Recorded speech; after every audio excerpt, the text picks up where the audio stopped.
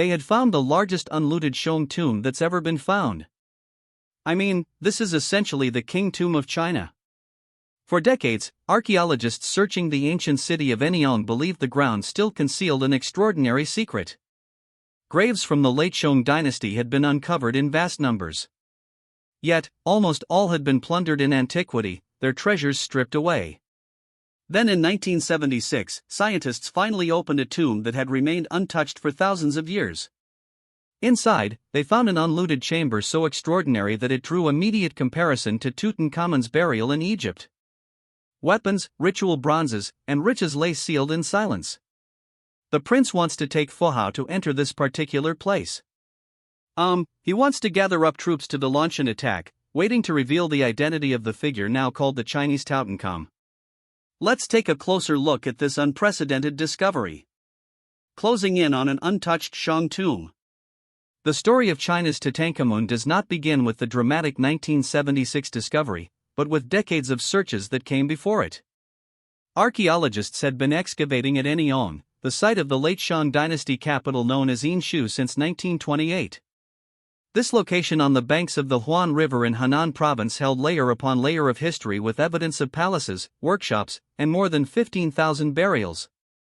Anyang became the foundation for Chinese archaeology itself, the place where a legendary dynasty could be confirmed by material remains rather than myth. Yet, despite this enormous archaeological record, the reality frustrated researchers.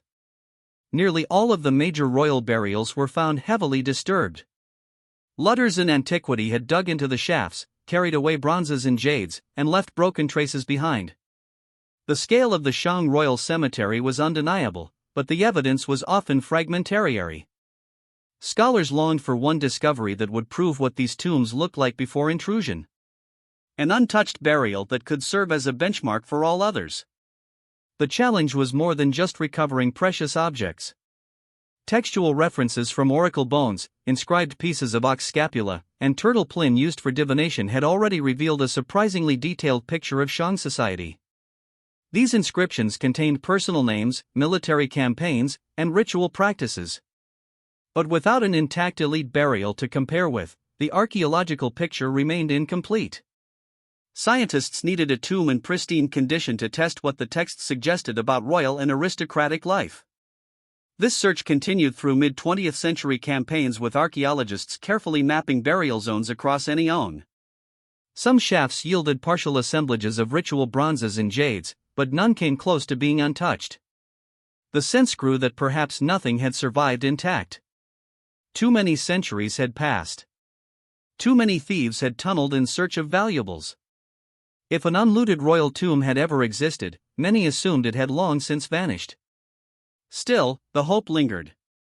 China's archaeological institutions grew stronger in the 1950s and 1960s, and systematic survey techniques were applied.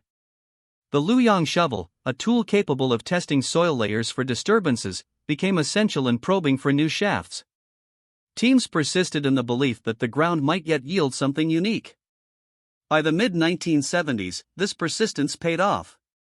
Careful surveys south of the Huan River revealed anomalies that suggested a sealed chamber lay below. When scientists finally investigated further, they realized they were standing above a tomb that against all odds had remained untouched for thousands of years. The stage was set for one of the most significant discoveries in Chinese archaeology. Opening an unlooted tomb. In the summer of 1976, a team of archaeologists working in Anyang made a discovery that would transform the study of the Shang dynasty. Using systematic probing with the Luoyang shovel, they identified soil discolorations that indicated the presence of a large rectangular pit. Careful excavation revealed the outline of a vertical shaft tomb with its chamber still sealed beneath compacted earth. Unlike the countless graves that showed signs of tunneling or collapse, this one appeared intact. The evidence suggested that looters had never found their way in. Excavation proceeded cautiously. The shaft was measured at 18 feet by 13 feet with a depth of 24 feet. At the bottom lay a rectangular wooden chamber, once reinforced with planks and lacquered coffins. When the scientists carefully cleared away the soil, they encountered the first signs that this burial was different. Bronzes and jade still in place, undisturbed for more than 3 millennia. The chamber's structural timbers had decayed, but the artifacts remained exactly where they had been arranged at the time of burial. News quickly spread among the excavation team. Here at last was an unlooted elite tomb from the height of the Shang dynasty.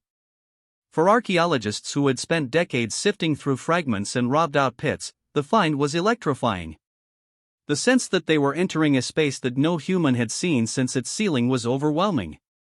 It was the kind of context researchers dream of, sealed, undisturbed, and capable of answering questions that texts and scattered finds could not.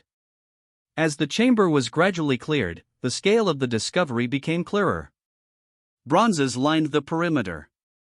Cowrie shells filled vessels. Jade ornaments appeared in clusters. The impression was unmistakable. This was a high-ranking burial prepared with immense wealth and ritual significance.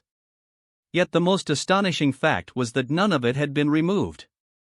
Against the background of widespread looting at Anyang, the survival of this tomb in untouched condition was extraordinary. The timing of the find also gave it symbolic weight. In Egypt, the intact tomb of Tutankhamun had become world-famous for revealing the opulence of ancient royalty. Comparisons were immediate. Here in China, scientists had finally opened a burial of similar importance. An untouched chamber filled with treasures that reflected the power, culture, and beliefs of a lost dynasty. It was not only a national discovery, but one with global resonance. Although the identity of the occupant remained unannounced, the archaeological team knew they had uncovered something unprecedented. The intact burial of a Shang elite offered a window into a world otherwise reconstructed from fragments. It was the moment China's Tutankhamun entered the history books, and the task ahead was to carefully document and interpret what had been revealed after thousands of years underground, justifying the importance of this tomb. What makes this tomb special? The survival of the so-called Chinese Tutankhamun raises an immediate question. Why did this tomb remain untouched when so many others in the Shang Royal Cemetery were looted? At Anyang, more than 90% of large burials show clear evidence of ancient disturbance. Looters tunneled into chambers in search of bronzes, jades, and cowrie shells, leaving archaeologists with broken remains and empty pits. The rarity of an unlooted tomb cannot be overstated. It was this very fact that allowed scientists, when they finally opened the chamber in 1976, to witness a burial, as it had been arranged more than 3,000 years earlier. The first explanation lies in location. Most royal tombs were concentrated in a large cemetery north of the Wan River, an area that attracted looters in antiquity precisely because it was known as the burial ground of kings. By contrast, the 1976 discovery lay across the river in a more secluded zone. This separation may have been deliberate. Scholars suggest the occupant had a personal estate in this area, and her burial was constructed nearby rather than within the main cluster of royal graves. The unusual placement likely reduced attention from looters who focused on the central cemetery. The second factor concerns the tomb's construction. The vertical pit measured 18 feet by 13 feet, leading down to a wooden chamber approximately 16 by 11 feet across and 4 feet high. The chamber was once covered by a large wooden structure, possibly resembling an ancestral hall, before being sealed with layers of earth. When archaeologists exposed it, the outer timbers had long decayed, but the soil layers remained solid with no tunnels or gaps indicating intrusion. This compacted fill may have made it physically difficult for would-be thieves to detect or penetrate the chamber. A third possibility is timing. Some looters targeted tombs during later phases of the Shang dynasty or in early Zhou times when knowledge of royal burial grounds circulated widely. Because this grave was outside the main cemetery, it may not have been remembered or marked in the same way. Over centuries, its location became indistinguishable from the surrounding farmland. By the time later populations resettled the region, the shaft had vanished beneath the surface. These combined factors explain why this chamber remained sealed while so many others did not. Its survival was a remarkable stroke of fortune for modern archaeology. Without disturbance, the tomb preserved not only objects but also their original arrangement, offering rare insight into ritual practices, military status, and social hierarchy. When scientists finally opened it, they encountered a burial untouched for thousands of years. A unique context that continues to shape